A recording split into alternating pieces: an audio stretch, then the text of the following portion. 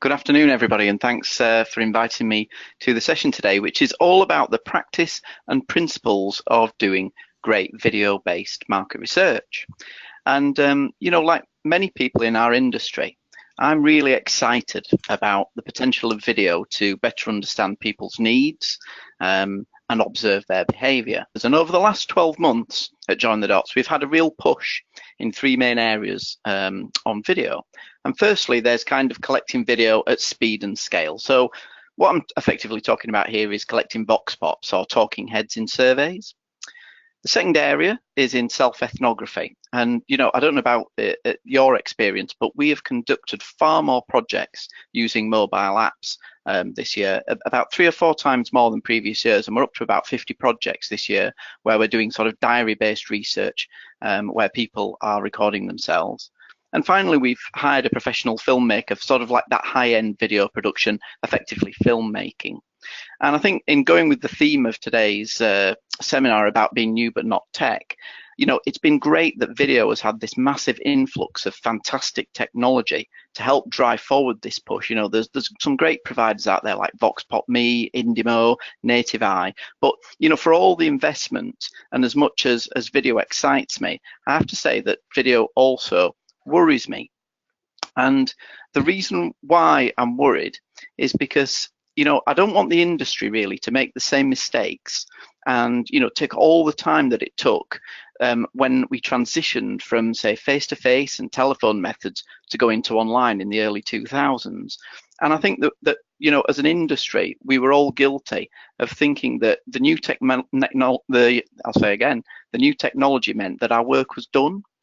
And I think, when you look back at the designs that we were doing in the early days of online, for too many years, we just picked up our old study designs and the questions that we'd used for years and transplanted them into online surveys. And as a result, those online surveys became far too long, they were dull, they lacked creativity. And it's great now that we are making fantastic progress. And if you've heard me or anyone like John Poulston speak before, we're making great progress now in terms of giving people, and Betty Adamu, of course, we're making great progress now in terms of giving people better experiences in terms of online research. And at Join the Dots, we've developed this theory of people-centered research. And on it, in basic terms, it's taking traditional market research techniques and then turning them on their head to make the research designs effectively reflect how people live, communicate, and interact using devices today.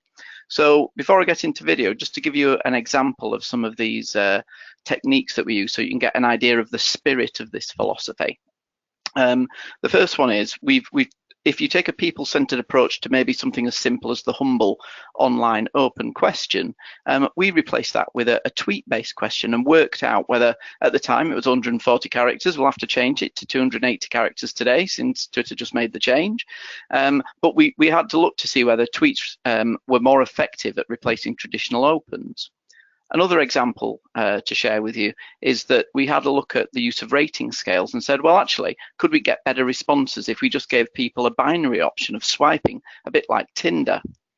Other examples we've done is we took a leaf out of Snapchat's book, and when we asked people to upload a photo, we can get them to caption over the top of it, and we get fantastic insight compared to traditional open text-based questions.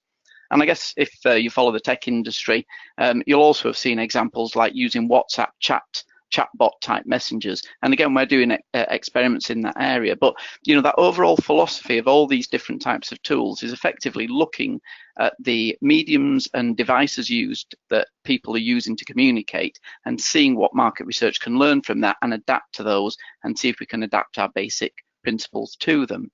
And what I wanted to share with you today, the foundation of it, is how can we apply these principles of people-centered research to video-based research.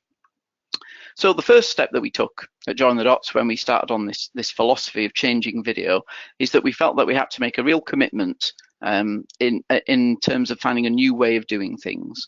And we need to break away from that, that invisible hand of market research that guides and shapes all our thinking and our designs, and instead apply these principles of people-centered research. And it is quite easy to do, actually, because with video, more so than any other type of research, I think, what we need to remember is that these aren't respondents or participants or consumers, they're just people.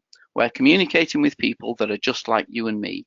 So it's by applying the human touch, we can then give ourselves the chance to free ourselves of some of these sort of stuffy MR conventions and therefore conduct great video-based market research. So what we've done over a number of trial studies is kind of refined our approach and come up with these 5 R's of great video research. And we've been reflecting and reviewing them over time and sort of distilled it down to these using a series of experiments. Share them with you now. The first one is about reason. So it's about challenging both yourself and your client about the reasons why you want to collect video in your study, because there's no point just doing video as an add-on or for the sake of it, or just because it's the latest thing, or because a client stakeholder might want it. So we found it really helpful to ask a couple of questions of ourselves and our clients at the proposal stage.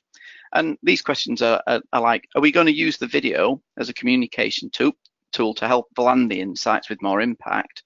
Or is it going to be a data collection tool? Or maybe is it both? And if we are going to be using video for data collection, then what is it going to add or replace in terms of our traditional questioning? Because certainly what we found, and I'm sure you have too, is that not everyone likes using video to answer.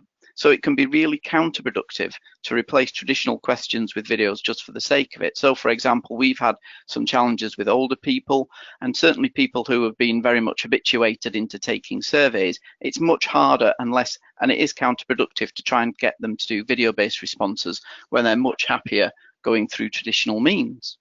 So the next R is about the importance of kind of reflecting on what we're asking people to do when we're designing our video-based research studies. And so some of the things that we can think about at this stage is, well, firstly, how much effort are we expecting people to put into our activity? For example, do we have to ask them to leave the house? Are we going to ask them to do anything that feels a bit awkward, like film in public or maybe film in store? Will they have to interview others perhaps, or get someone else to film them so that we can better observe their behavior?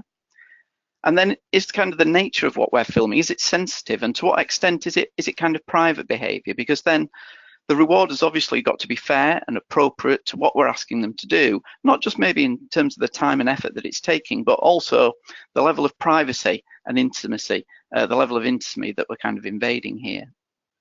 And finally, we need to think about the different methods in relation to, what type of footage we actually want to capture. So in our experience, if you want to do a sort of like a 1-minute vox pop, it's unlikely to get you a great deal more than a talking head video and getting almost someone thinking as they speak, almost like a stream of consciousness. And this can be really great for in the moment service experience stuff and giving you presentation impact, like I was saying before. But if you want that sort of more considered and reflective type of thinking, then we found that a staged set of tasks over a period of time using more of a mobile diary app approach is a lot more appropriate. And I think kind of the last thing I would say about this is a watch out is quite simple really in terms of reflecting on your study design is just don't expect someone to do anything that you wouldn't be prepared to do yourself. It's a fairly easy test. So moving on to the third R now, and this stands for recruitment. And we found that you have to invest significantly more time and effort in recruiting people if you want that sort of great video content. And although the tips I've got here in this short time are very much common sense, I think it's easy to forget that common sense in the heat of running a project, or lots of projects that you might be running, or indeed managing a client that can be quite demanding. So I think the types of stuff that are in there that have helped us make sure we do good recruitment are things like being open and honest right from the start really about what you're asking people to do. So for example, how much time you expect the tasks to take, and giving them a sense of what's the quality of footage that you need them to shoot for you. Another one is about building relationships right from the start. Putting in a bit of effort to get to know them a little bit. This is so key, we found at recruitment stage, and particularly so if the things that we want to study are relatively private and intimate for them. And then thirdly, let's be clear about what's going to be happening to their video afterwards, especially if the client is going to be wanting it to show that footage to a wider audience. And especially with GDPR coming up, I think we're going to have to be really careful about how we hold video and how we advise clients to use that video going forwards, and making sure that we're protecting the people who are kind enough to give us that footage.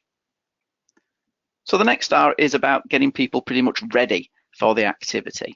And what we found here is that the researcher, if they put in some extra effort at this stage, it really can be reciprocated by the person that we're wanting to interview, and it can really reap as strong dividends. Whether it's a simple vox pop in a survey or a longitudinal diary task, we found that making an effort does get you better quality back.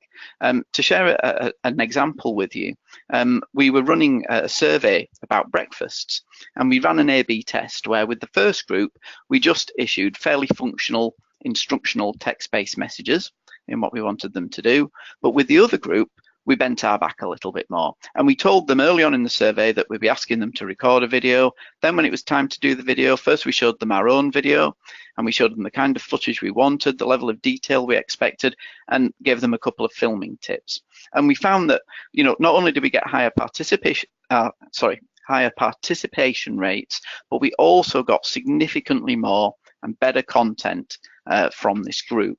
So you really do get rewards from making a bit more effort. And the final R really is about the importance of being able to build relationships with people throughout the process. So whether it's through recruitment, like I was saying before, but also then through the briefing stage, then through moderation if you're doing it as a diary task, and then through to the completion of the task, we found that it's essential to build strong relationships of trust. And what we've tried to do is think about it being a relationship between people, not between a relationship between a researcher and a participant. Because I think very much more so with video than any other kind of research medium I've come across, apart from full-on ethnography, we are asking people to give us a window into their lives, their relationships, their inner thoughts and feelings, maybe their homes, their bathrooms, and so on. So to earn that right of intimacy, we've got to not just reward them, but we've also got to respect them and ultimately, build really good relationships with them. So there they are, the 5 R's of video research. And just to sort of sum up what I was saying at the start, whilst it's great that we've got these technology providers that are giving us this ability to capture and analyze insight on video like we've never been able to before, I think it's just as equally important, if not more so, that as researchers we invest that time, that effort, and that thinking into the design and implementation of our studies. So these 5 R's are about let's make sure we're collecting this video for the right reason. Let's reflect on what we're asking people to do at the design stage and then make sure we reward them appropriately for what we're asking them to do. Let's be open and honest at recruitment with what we're asking them to do and set expectations of them and be clear about that. Let's support people and get them ready to produce great video content when they're in the fieldwork period. And then finally, let's make sure we build those strong relationships, more of a mindset of face-to-face qual, so we get those great contributions. And I think, just to hark back, like I said at the start of this session, like we did with online surveys, I think it's essential that we don't use the technology as a shield for the researcher to hide behind. And, video has given us these great opportunities to gain insights at scale like we never could before. But it's really down to the researcher and how the researcher uses that technology that makes the difference between us just getting those open-end responses that we used to get in text form and now we're getting them in video form, which really isn't that much of a leap forward, where we instead, if we put that more effort in, we can get truly great video content that takes the industry on a bit. And that's the end of my presentation. Thank you very much.